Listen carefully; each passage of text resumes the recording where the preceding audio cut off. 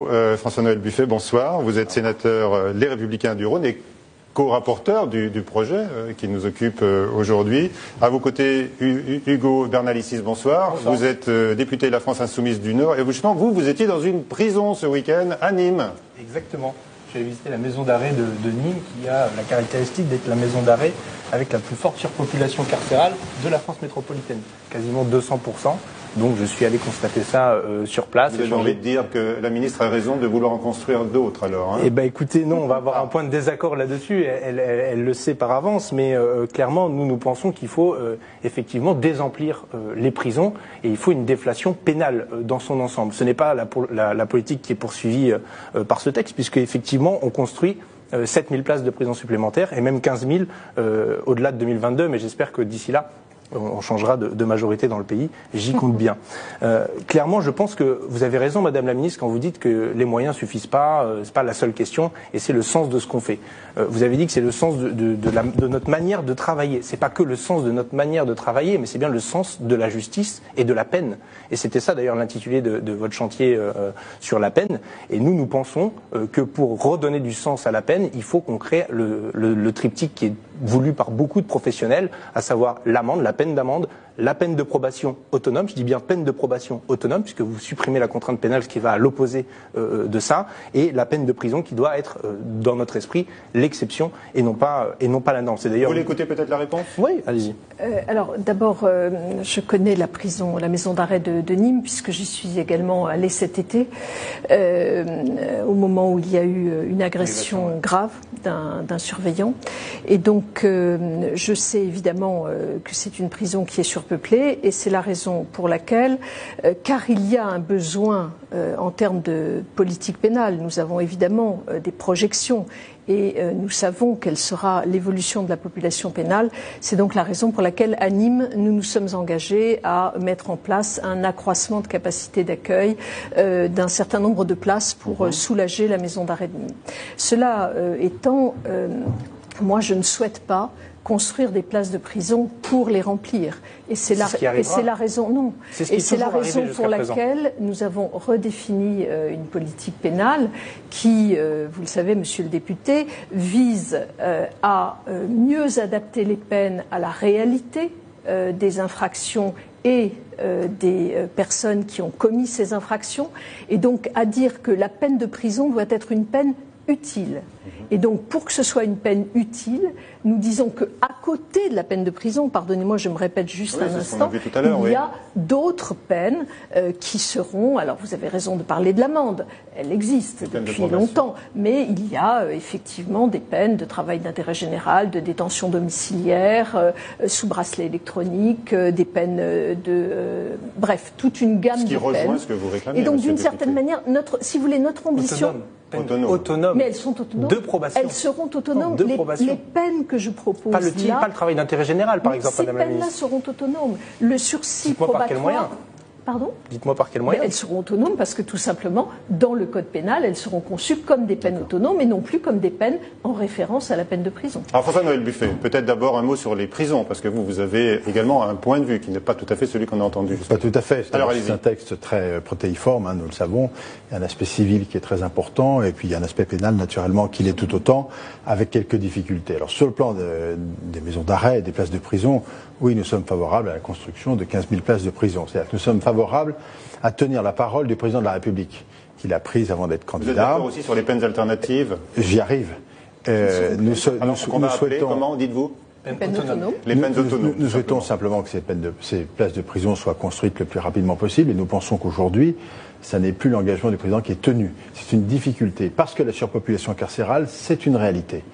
En revanche, sur l'échelle des peines, si je peux terminer, Madame la Ministre, sur l'échelle des peines, il y a un travail à faire qui n'est pas fait dans ce texte. En revanche, on a essayé d'améliorer les choses, notamment, il faut dire les choses comme elles sont, en faisant de la probation une peine principale. C'est un exemple. Le Sénat l'a fait par voie d'amendement la semaine dernière, pour ne rien vous cacher, parce que nous pensons qu'il faut donner au tribunal correctionnel tous les outils possibles pour prendre la peine la plus adaptée et surtout, en réalité, la plus efficace. Celle qui permettra à celui qui est condamné de l'exécuter rapidement, efficacement, de façon à ce que cela ait du sens. Toute la difficulté aujourd'hui, c'est que toutes les peines d'emprisonnement, notamment, inférieure ou égale à 2 ans, il faut à peu près 18 mois pour qu'elle soit exécutée. Et c'est de ça qu'il faut sortir. Je partage un certain nombre d'analyses présentées par Monsieur le sénateur Buffet, à la fois pour dire que ce que nous avons proposé, ce que je propose, c'est un texte équilibré qui vise à la fois à la construction d'établissements pénitentiaires. Et entendez-moi, Monsieur le sénateur, ne dites pas qu'on ne construit que 7000 places de prison, alors que vous savez fort bien qu'on en construit 15 000, mais vous savez très bien qu'on ne peut pas construire 15 000 places de prison en 4 ans. Ça n'est pas possible. Vous le savez très bien, il faut absolument du temps. Et donc c'est la raison pour laquelle... Dit Monsieur le député. Et moi je dis que je doute pour les 7000 à l'horizon de 2022. Non, vous avez tort. Vous avez tort. Nous avons... Il y a une réflexion à avoir aussi sur quel type de prison nous voulons. Donc je finis de répondre à Monsieur le sénateur Buffet. Donc c'est un texte équilibré à la fois de construction, mais en même temps de rénovation des peines. Alors nous sommes d'accord sur la philosophie, c'est-à-dire sur l'idée que le tribunal correctionnel doit savoir, parce qu'il doit connaître la personne qu'il a en face de lui, il doit mieux être en situation de prononcer la peine. C'est la raison pour laquelle je crée 1500 postes de conseillers d'insertion et de probation qui vont faire des enquêtes de personnalité. Et donc tout cela devrait permettre, par rapport avec ce qui existe, ça sera suffisant. Monsieur le sénateur et monsieur le député. Nous pouvons être assez d'accord en réalité sur les objectifs poursuivis, en revanche moins peut-être sur les moyens. C'est la raison pour laquelle nous avons une vision différente sur le budget. Et nous pensons que l'effort doit non pas être de 4% tel qu'il est prévu chaque année, mais de 5%. Pourquoi ? Parce que si l'on veut que le tribunal correctionnel dispose au moment de l'audience des éléments suffisants sur la personnalité de celui qui va ou de celle qui va comparaître, encore faut-il qu'il ait tous les éléments pour cela. Et donc que les associations ou les services de probation qui sont mandatés aient le temps, le nombre, et soient suffisamment nombreux pour pouvoir faire cela. Ça, c'est extrêmement important en matière de prononcé de peine et d'exécution de peine. Je veux bien, Monsieur le sénateur, que l'on accroisse le budget, mais vous n'êtes pas sans savoir. Vous n'êtes pas sans savoir que nous sommes dans le cadre que nous sommes dans un gouvernement qui a construit un budget contraint. Je suis solidaire de ce gouvernement et je considère que l'effort que nous faisons, qui est de plus d'1,6 milliard en 5 ans, 1,6 milliard, que cet effort-là est tout à fait considérable et permet de pallier les difficultés que nous avons rencontrées. Oui. Et cet effort-là, je termine juste ce mot-là, cet effort-là va nous permettre de donner les moyens aux associations dont vous parlez, de nous aider à faire ce bilan pré-sententiel de la personnalité des condamnés, enfin des futurs condamnés, et de recruter, ou pas, des futurs condamnés ou pas, et va nous donner également la possibilité de recruter ces fameux conseillers d'insertion et de probation dont nous avons besoin d'augmenter le nombre. Oui, sur le plan pénal et sur le plan de l'échelle des peines notamment, il y a un travail à faire. Il n'est pas fait dans ce texte, il faut remettre sur le métier. Il est en partie fait, il est amélioré par le Sénat, mais il faut reprendre toute l'échelle des peines et tout le quantum des peines. Je pense que nous en avons vraiment besoin. C'est un maquis juridique. C'est très compliqué pour nos magistrats. C'est pas compréhensible pour les concitoyens. Encore parfois moins pour le prévenu. C'est la raison pour laquelle nous simplifions. C'est pas une question de laxisme. C'est une question de lisibilité pour les infractions les plus graves. Bien sûr qu'on met des peines plus sévères. Monsieur le sénateur, c'est ce que nous faisons. Mais l'objectif, c'est que la sanction qui soit prononcée soit comprise et exécutée pour qu'elle soit effective et que le système fonctionne. C'est ça. Vous savez très bien, juste là-dessus, vous savez très bien, monsieur le sénateur, que ce que nous voulons précisément, c'est rendre les peines effectives. Et vous le savez, alors qu'aujourd'hui, une peine de prison inférieure à 2 ans peut être aménagée, dans le projet que je propose, j'assume le fait qu'une peine de prison qui sera supérieure à 1 an devra absolument être exécutée. Dans le texte que nous avons modifié, que nous verrons demain, sur les peines inférieures à 1 an, nous avons donné au juge tout l'outillage possible, y compris d'ailleurs les peines de détention. Allez, s'il veut prendre la parole. Nous verrons dans les différents positionnements du gouvernement et vous-même, Madame la Ministre, sur la question de l'approbation comme peine autonome. En attendant, dans votre texte, vous supprimez la contrainte pénale qui était la seule peine autonome. La contrainte pénale ne fonctionne pas, Monsieur Bernalicis. Sauf que la contrainte pénale ne fonctionne pas du tout. Pas du tout. Non, pas du tout. Il y a eu 2000 contraintes pénales qui sont prononcées. Ça ne fonctionne pas parce que les magistrats ne se sont pas. Mais bien sûr, mais c'est une peine qui est... mesure ne fonctionne pas en tant que telle. Mais elle n'est pas son ampleur étant de ça. Elle n'est pas prononcée. Elle n'est pas prononcée. Et donc ça, on ne peut pas le nier. Et c'est la raison pour laquelle nous avons construit cette peine de sursis probatoire qui reprend les éléments positifs du sursis avec mise à l'épreuve et qui reprend. Attendez, il y a bien la référence à la procédure civile. On avance parce qu'on peut pas. Il y a tellement de sujets. Alors, la contrainte pénale ne fonctionnait pas. Trop proche du sursis mise à l'épreuve. Donc il faut absolument repenser le système. C'est ce qu'une partie du texte fait. C'est ce qu'on va continuer d'avancer au Sénat là-dessus parce qu'elle elle a sur le fond une vraie utilité. Mais l'utilité n'existe qu'à la mesure des moyens qui sont donnés pour exécuter la peine que l'on propose. Pour clore le débat sur la prison, il faut quand même remarquer que dans le projet annuel de performance 2019, on a une baisse de 31% des subventions aux associations culturelles et sportives. J'entendais Madame la Ministre tout à l'heure dire qu'il fallait que la prison soit utile. Quel est le problème principal en prison? C'est que les prisonniers, les détenus, passent beaucoup trop de temps en cellule et beaucoup trop peu en activité. Comment vous allez résoudre ça? Par exemple, est-ce qu'ils doivent travailler pour vous, Monsieur le député? Est-ce qu'ils doivent travailler? Parce que là, aujourd'hui, il y a un député, Nicolas Dupont-Aignan, qui dépose une proposition qui veut faire payer un tarif quotidien aux détenus qui seraient pris sur leur salaire. Ça n'a aucun sens. S'il y a une ponction qui doit être faite sur le salaire, c'est sur les victimes. Pour les victimes, c'est totalement, ça n'a aucun sens cette mesure-là. L'enjeu de celui qui travaille en maison d'arrêt et qui perçoit une indemnité, c'est d'indemniser les victimes en premier. Nous sommes dans une fonction régalienne de l'État, mais par contre, il doit travailler pour payer les victimes. Oui, ça c'est important. En matière civile. Pardon, juste pour répondre à M. Bernalicis, moi je partage son analyse. Aujourd'hui, il y a trop peu d'activités pour les détenus en détention. Quand on parle d'activité, je parle de formation, je parle de travail, et dans les établissements que nous allons construire, nous souhaitons aussi désencombrer les prisons pour pouvoir permettre d'installer des ateliers pour travailler. Comment vous expliquez ça? 4 millions en moins sur les subventions aux associations culturelles et sportives? Écoutez, nous avons absolument pris en compte cet élément, et dès lors que nous allons avoir les moyens de donner du travail, nous allons pouvoir effectivement subventionner les associations qui nous aident. François-Noël Buffet, un autre sujet. Dans le domaine civil, Madame le Ministre, vous amorcez à la fois la dématérialisation des procédures, vous amorcez également la numérisation de ce ministère dont il faut bien admettre qu'il est encore à la préhistoire du numérique. Et ça, c'est absolument nécessaire. L'enjeu pour nous et l'inquiétude, c'est comment on assure la défense de celui qui est le plus faible. Et notamment dans les procédures numérisées, tout le monde n'a pas à la disposition un dispositif informatique, c'est une chose, mais y compris d'ailleurs sur les moyens de recouvrement de créances automatisés qui sont mis en place, il faut impérativement protéger les plus faibles. Or, il faut conserver à un moment ou à un autre l'accès au juge. Dans le texte, je ne le vois pas.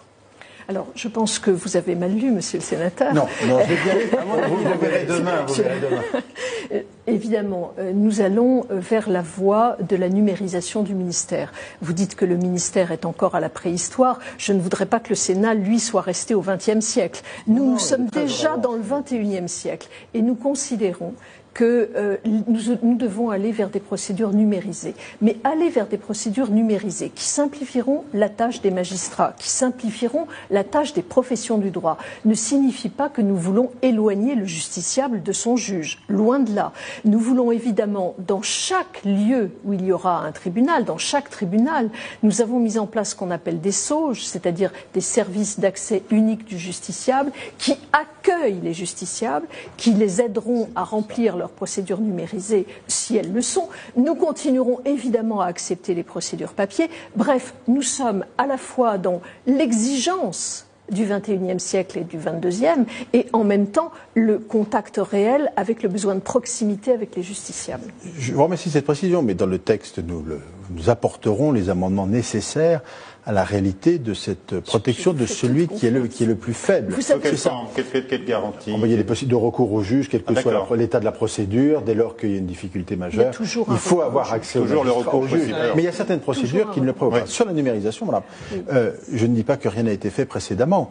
Et le Sénat est plutôt, en général, assez en avance sur les choses. Donc, au contraire, nous en voulons plus. Parce que le ministère, mais ce n'est pas que de votre responsabilité, mérite d'aller beaucoup plus loin en matière numérique. Donc l'enjeu et la volonté du Sénat, c'est d'aller très très loin et très très vite parce que c'est urgent. Vous avez raison, c'est urgent, et je pense que la crédibilité de la réforme que je porte, elle passera par la numérisation. Et nous avons des moyens extrêmement importants.